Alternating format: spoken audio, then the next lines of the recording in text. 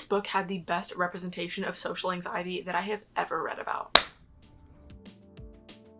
Hey guys, welcome back to my channel. For those of you who don't know, my name is Faith and thank you so much for watching. It's already July, so of course it is time for our June reading wrap up. And in case you can't tell, I have moved. Next week you guys will be getting the vlog of me setting up my new bookshelves. But for now, let's get into the June wrap up. As always, this video will contain spoilers and I will put timestamps of when I talk about each book in the description below. I read or DNF'd 6 books this month, and honestly I think that's really good considering I was so busy for the last half of the month that I barely got to read. But the first book that I read this month was An Omega's Guide to Falling in Love by Hallie Grace. I've said it a bunch already, but I'm gonna say it again. I shamelessly love the Omegaverse. That being said, I'm pretty sure this is only the second book I've ever read where the relationship is more than 2 people. In the other book I read, The Charlie Method by Elle Kennedy, was only 3 people. This one was 5. So definitely something very new for me. And you know what? Shamelessly, it was great. I gave it 4 stars. The writing was really good and all of the characters were very distinct. Like they all brought something different to the relationship. And guys, of course there was smut in this book and again, it was well written. So if you're looking for a smutty Omegaverse book, here you go. Like I said, I gave it 4 stars and if you enjoy Omegaverse books, I would recommend it. And on the flip side, if you don't like smut, I definitely don't recommend this book. There's not an insane amount of smut, but there is quite a lot and you can't really skip over it. So yeah, if you don't like smut, don't read it. And then I read Just for the Summer by Abby Jimenez. I love this book so much, it was a 5-star read for me. Guys, I used to be addicted to the AITA subreddit, and I love how that was a fairly large part of this book. Like, they literally met through that subreddit. I really liked Emma and Justin's relationship, and this book produced a top tier book boyfriend. He was so patient and understanding, and I know that I've said this about like 100 MMCs, but I'm gonna say it about him too. Justin was the ideal man. Emma's mom pissed me off so much, and character-wise, I do understand why Emma kept letting things slide. However, from an outside perspective, it was incredibly annoying just how much she let slide. One thing that did confuse me was that in the epilogue, Justin is writing on the AITA subreddit, and he says that he told Emma's 2 moms about how he was going to propose,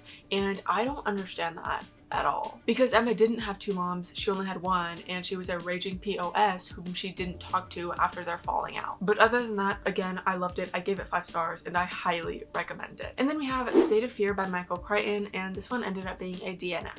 Honestly, that really bums me out because this was my 3rd Michael Crichton book, and the other 2, Jurassic Park and Dragon Teeth, I gave 5 stars. I had a really hard time getting into it, and I think the main reason why is because of the insane amount of unnecessary sexism in the beginning. Like seriously, there was no reason for it, and maybe I would have pushed through it if that was farther into the book and I had already read a good chunk of it. However, if you start off the book that way, I lose interest incredibly quickly. So State of Fear by Michael Crichton, based on what I read, I would not recommend it. And then I read Masters of Love Engineering by Krysta.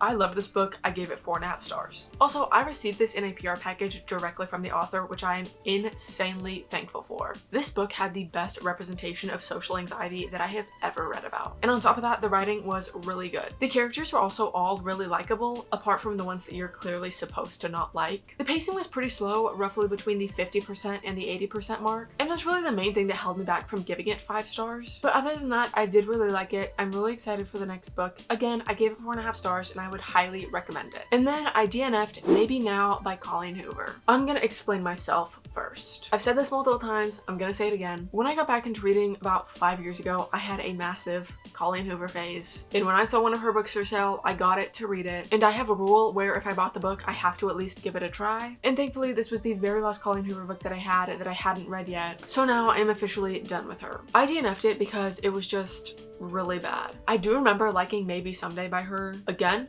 this was 5 years ago. Thankfully, I have grown and matured, and I am very certain that if I reread that book, I would hate it. I think it goes without saying, I do not recommend this book. And now we are at my final read of the month, which was the arc of Bar Down Baby by Kath Richards. I was really excited for this book, and I am sad to say that it was a little bit disappointing. I ended up giving it 3.5 stars, which is by no means terrible, but I was hoping it would be a 5-star. The writing was there, the characterization was there. For me, it really was just the plot and the romance that was lacking. Specifically, the romance plot. First and foremost, this is a romance book. And when I read a romance book, I do expect the main thing to be romance. This book was very slow burn, and don't get me wrong, I love a good slow burn. However, you can write a slow burn romance book and still have romance be a main focus of the story. And with this one, that just was not the case. The romance in this book definitely felt like more of a side plot than the main plot. And again, it is a romance book, so that just shouldn't be the case. And I'm sure there are romance readers out there who like when it's written this way. Sadly, I am not one of them. Overall, it wasn't bad. Again, I just wish the romance was much more prevalent than it was. Again, I gave it 3.5 stars, and I probably would only recommend it to you if you're okay with having not a lot of romance in your romance books. And guys, those are the 6 books that I read or DNF'd in June. June usually is my worst reading month of the year. Worst as in I typically read the least amount of books in June. So considering the fact that I barely read the last half of the month, I think finishing 4 books was actually pretty good for me. Especially considering last year, I'm pretty sure I only read 3 and I had a very not busy June. Setting up my bookshelves over the past couple days definitely put me in the mood to read. So hopefully in July I can tell you that I read